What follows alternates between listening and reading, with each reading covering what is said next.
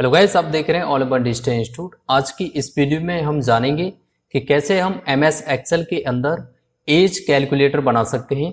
तो सबसे पहले हम उस कैलकुलेटर का रिव्यू समझेंगे, उसके बाद मैं आपको बताऊंगा ये कैलकुलेटर आपको कैसे बनाना है। ओके, तो हम चलते हैं एक्सेल शीट पर। देखिए, मैं आ चुका हूं अपने एक्सेल शीट पर और यहाँ पर हमने जो एज कैलकुलेटर बनाया है वो कुछ इस तरीके से बनाया है। यहाँ पर जो पहला जो सेल है उसमें हमने रखा है डेट ऑफ बर्थ। यहाँ पर किसी भी स्टूडेंट या किसी भी एम्प्लॉय की आप डेट ऑफ बर्थ को डालेंगे, बर्थ डेट, तो उसका यहाँ पर year, months, days, hours and minutes and seconds and milliseconds and उस डेट का जो डे है उसका नाम आप बिल्कुल इजी तरीके से निकाल सकते हैं। तो यहाँ पे हमने कुल 10 स्टेप रखे हैं, उनकी मदद से निकालेंगे। तो स्टेप बाय स्टेप सीखेंगे। पहले हम वेरिफिकेशन ये करेंगे कि ये जो एज कैलकुलेटर है वो काम करता भी है या नहीं करता है। तो यहाँ पर जैसे हमने रखा है 1 जनवरी 2021। ओके, तो 1 जनवरी 2021 में अभी 1 ईयर हुई नहीं है, इसीलिए यहाँ 0.73 आ रहा है। 8 महीने 73 ये कुछ डेटा दिखा रहा है, 8 महीने से ज्यादा। 265 दिन हो चुके हैं एंड 6375 घंटे और नेक्स्ट आपके minutes and seconds and milliseconds. Okay, तो 1 जनवरी को जो दिन था वो फ्राइडे था। एक बार हम कैलेंडर में चेक करेंगे। कैलेंडर पे जाते हैं और यहाँ पे आप जाएंगे जनवरी। तो जनवरी में आप चेकआउट कर सकते हैं, जो दिन है वो फ्राइडे है।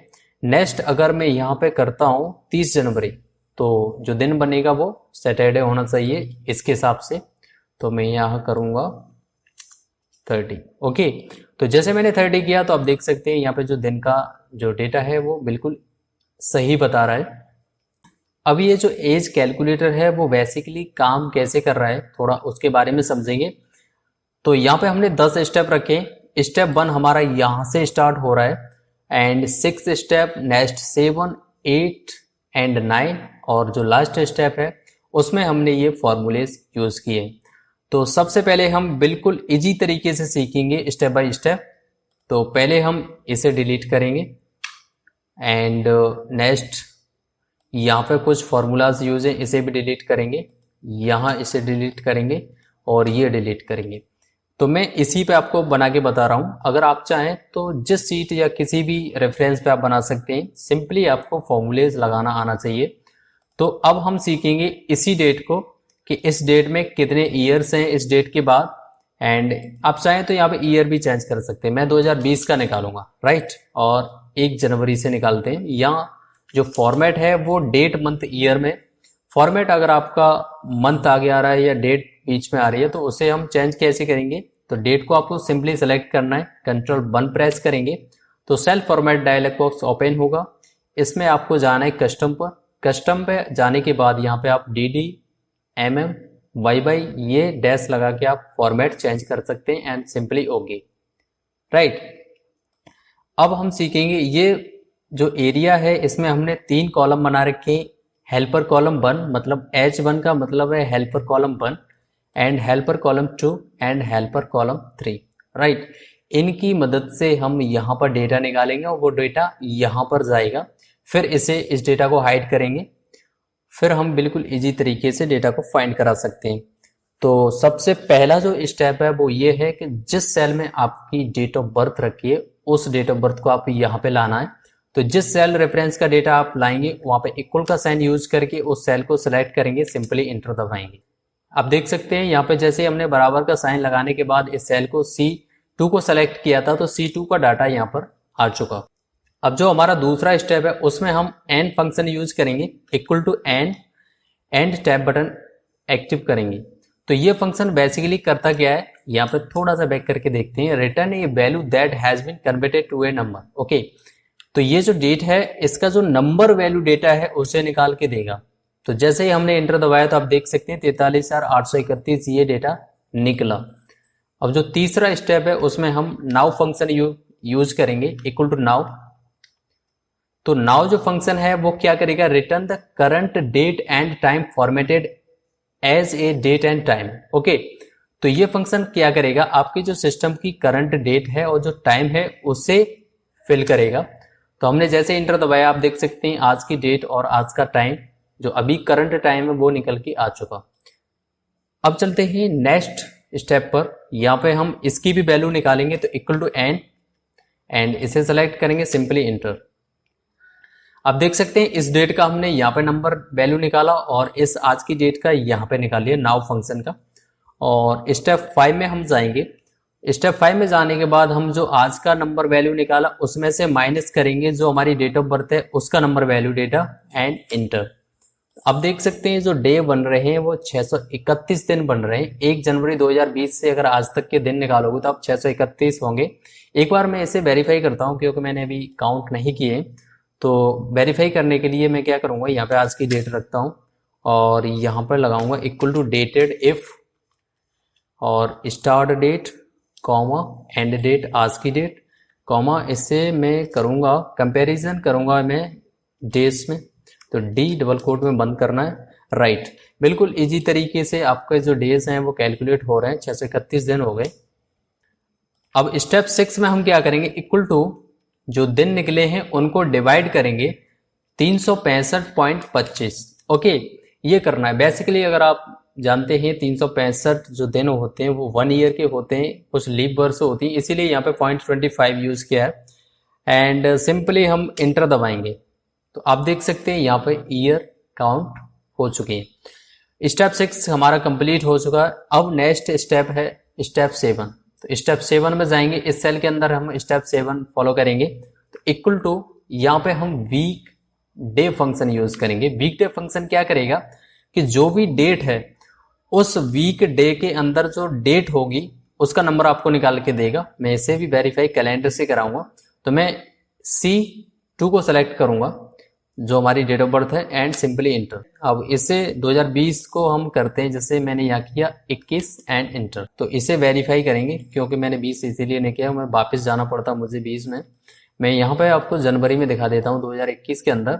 तो 2021 के अंदर हम जो डेट देख रहे हैं 1 जनवरी, राइट, 1 जनवरी देख रहे हैं। तो 1 जनवरी हमारी यहाँ पर है और जो वीक है और जो नंबर है, नंबर ऑफ पोजीशन डेट की है वो कितनी है, संडे से लेंगे 1 2 3 4 5 6, छठवें नंबर पे आ रहा है हमारा फ्राइडे, राइट।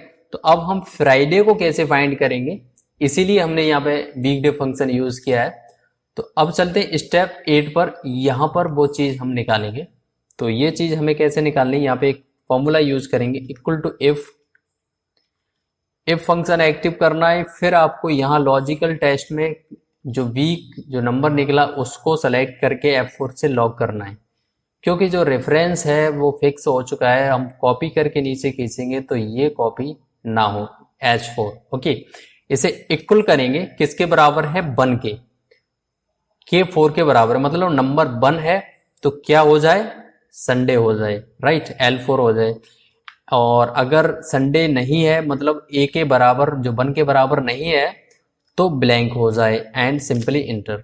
अब देख सकते हैं कि यहाँ पर 6 है, ये 1 था इसीलिए ये ब्लैंक हो गया। और यहाँ से कॉपी करके नीचे खींचा तो आप देख सकते हैं छठवें नंबर पर फ्राइडे है तो फ्राइडे आ रहा है। ओके, तो यहाँ पे जो नंबर ऑफ डेज जो वीक का जो नंबर ऑफ स्टेप है वो निकल के आ चुका।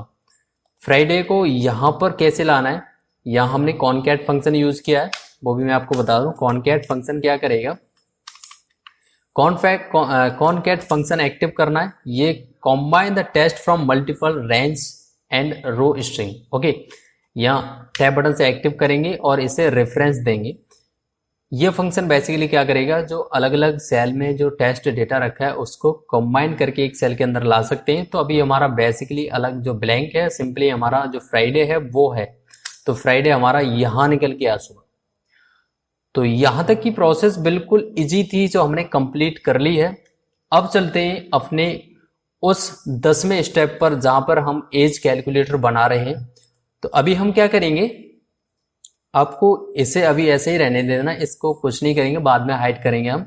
अब चलते हैं यहाँ पर मैंने इफेक्ट डाल रखे हैं, ये डेटा रखा है। सिंपली आपको यही फॉर्मूलेज यूज करने, क्योंकि ये डेटा हमने एग्जैक्ट जो डेटा है वो यहीं से यहाँ पर आएगा। तो अब हम क्या करेंगे, यहाँ पे फॉर्मूला यूज करेंगे ये वाला, तो इक्वल टू इफ। अच्छा, इफ फंक्शन हमने इसीलिए यूज किया है क्योंकि अगर कोई यहाँ से डेट ऑफ बर्थ डिलीट कर दे तो यहाँ पे एरर नहीं आना चाहिए, क्योंकि फॉर्मूलाज होंगे, डेटा नहीं होगा तो एरर आएगा वैल्यू का।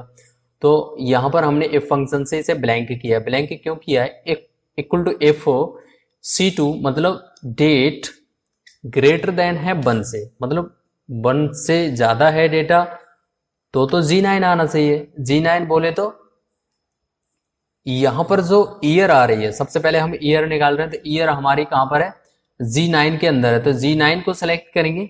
तो G9 को सेलेक्ट किया हमने, कॉमा लगाया, और अगर G उस डेटा से अगर कम है तो ब्लैंक आना चाहिए एंड सिंपली इंटर।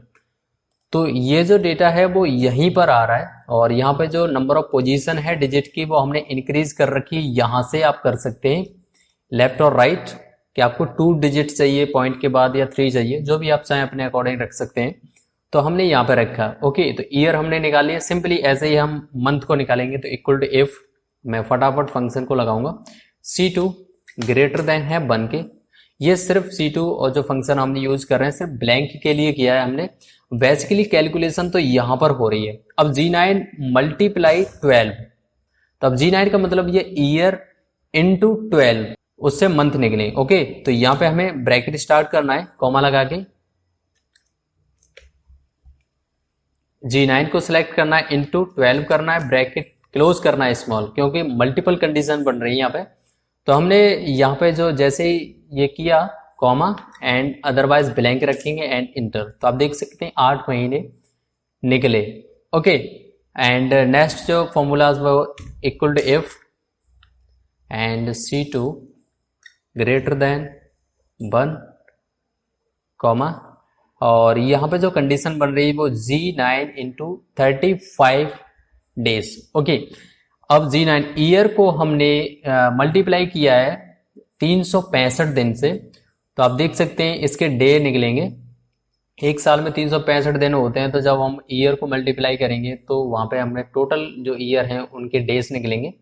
तो यहाँ पे ब्रैकेट स्टार्ट करेंगे, G9 को सेलेक्ट करेंगे, इंटू 365 करेंगे, ब्रैकेट क्लोज करेंगे और कॉमा लगा के ब्लैंक रखेंगे, इंटर। ओके, तो 265 दिन हो चुके। ऐसे ही हम आगे के फॉर्मूलाज यूज करेंगे, इफ एंड लॉजिकल टेस्ट में वही प्रोसेस, C2 को सिलेक्ट करना है, ग्रेटर देन 1 करना है, कॉमा लगाना है, फिर हमें यहाँ पर ब्रैकेट स्टार्ट करना है, स्मॉल ब्रैकेट स्टार्ट करेंगे। यहाँ पे कंडीशन नेक्स्ट बनेगी वो C6 इंटू 24। अब यहाँ पे घंटे निकाल रहे हैं, तो घंटे हम किससे निकाल रहे हैं, C6 का मतलब ये है कि जो 6 में जो डेटा 265 दिन। ओके, अब 265 दिन को 24 से जब मल्टीप्लाई करेंगे तो हमारे घंटे निकलेंगे। तो इसे सेलेक्ट करेंगे, इंटू 24 करेंगे एंड इस ब्रैकेट के बाहर आके आपको ब्लैंक करना है, ब्रैकेट क्लोज करना है और सिंपली इंटर। तो यहाँ पर घंटे निकल आए। ओके, और नेक्स्ट इफ फंक्शन एक्टिव होने के बाद यहाँ पे C2 ग्रेटर देन 1 कॉमा, और यहाँ जो क्राइटेरिया है वो ये है C7 इंटू 16। यहाँ पे मिनट निकालेंगे, तो मिनट कैसे निकालेंगे, ओके, तो हम घंटों को मल्टीप्लाई करेंगे 60 मिनट से एंड यहाँ पर कॉमा लगाना है आपको, डबल कोट बंद करना है, ब्लैंक छोड़ना है और कॉमा लगा के डबल कोट बंद करने के बाद ब्रैकेट क्लोज करना है, सिंपली इंटर। अब देख सकते हैं यहाँ पे मिनट निकल चुकी हैं।